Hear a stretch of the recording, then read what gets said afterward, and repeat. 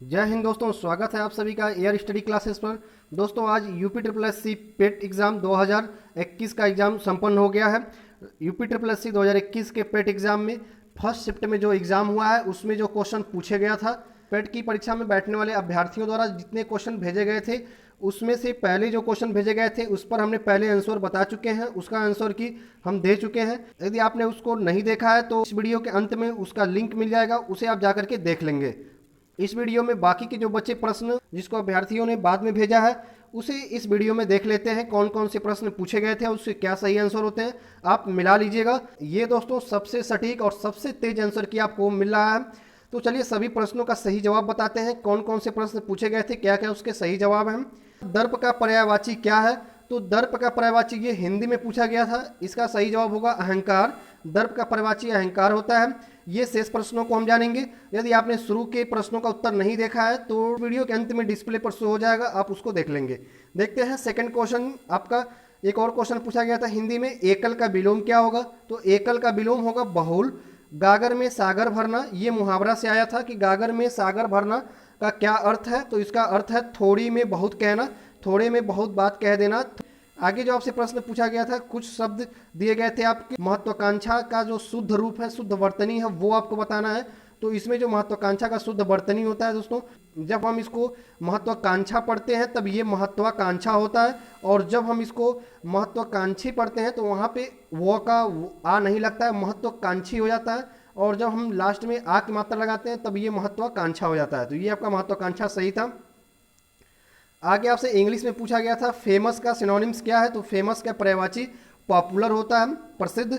Transparent पूछा गया था, ट्रांसपेरेंट का अपोजिट क्या होता है? तो इसका अपोजिट ओपेक्यू होता है।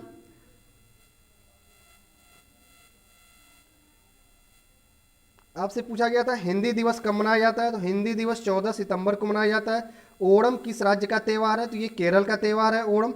ओणम केरल में मनाया जाता है। पंचायती राज व्यवस्था किसके अंतर्गत रखी गई है? पंचायती राज व्यवस्था राज्य नीति निदेशक तत्व के अंतर्गत रखी गई है। शिक्षा का अधिकार अधिनियम ये किस आर्टिकल के अंदर है? तो शिक्षा का अधिकार अधिनियम अनुच्छेद 21A के अंदर है। ये एक मौलिक अधिकार है, अनुच्छेद 21A।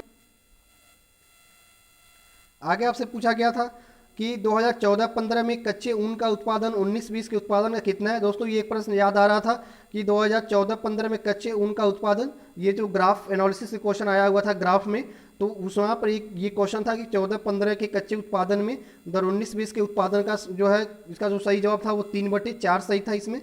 अगला से क्वेश्चन, इसी में एक क्वेश्चन था कि 8 वर्षों में कुल उत्पादन का कितना औसत था, ये आपको बताना था। तो ये आपका जो है 62.5 मीट्रिक टन जिन्होंने लगाया है, इनका सही है। मैथ में क्वेश्चन आपसे दिया गया था कि √x/196 बराबर 72/56। तो यहाँ पर आपका जो ये x का जो वैल्यू होगा वो जो आपका होगा वो 324 होगा। इसको आप सॉल्व कर लेंगे, 324 सही होगा यहाँ पे।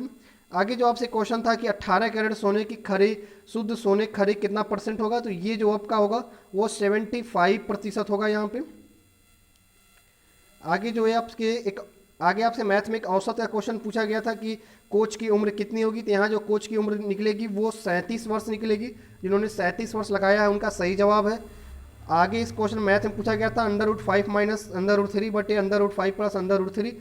इसका जो सही जवाब था 4 माइनस करड़ी में 15, ये सही जवाब था।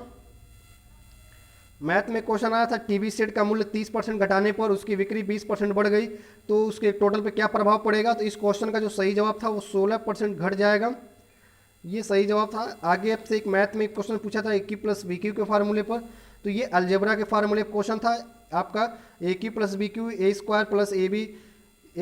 B² ये AQ+BQ का फार्मूला है। तो इसका जो सही जवाब आएगा इसको सॉल्व करने पर वो सीधे सीधे A+B हो जाएगा। तो A+B यहाँ पर 1000 हो जाएगा। आगे आपका एक क्वेश्चन रीजनिंग में आया था 25 अगस्त को किसी वर्ष में गुरुवार है, तो सोमवार उस महीने में सोमवार कितने पड़ेंगे? तो ये जो सही जवाब था वो 5 था, 5 सोमवार आएंगे। क्वेश्चन आया था होम रूल लीग की शुरुआत किन्होंने किया था? तो ये एनी बेसेंट और लोकमान्य तिलक दोनों लोगों ने मिलकर किया था। रीता निखिल से क्या संबंध रखती है? तो ये जो रीजनिंग का प्रश्न आया था इसका सही जवाब है बुआ। अभिन्न शब्द छाटना था रीजनिंग में, तो यहाँ पे जो अभिन्न शब्द छाटना था रीजनिंग में, इसका सही, इसमें जो आपका बाकी सभी चीज़ें दूध से बनने वाली थी, तेल आपका भिन्न था, तो ये अभिन्न शब्द था। शासकों का क्रम जो आया था आपका वो जो आपका हिस्ट्री, जो आपका मिडिल हिस्ट्री से क्वेश्चन आया था शासकों के क्रम से, तो यहाँ पर जो है सबसे पहले इल्तुतमिश, फिर अलाउद्दीन, शेर शाह सूरी, फिर उसके बाद से अकबर, ये आपका सही क्रम था। ये जितने क्वेश्चन आपके छूटे थे वो सभी क्वेश्चन यहाँ पे करा दिए गए हैं दोस्तों, आप इसे मिला लीजिएगा।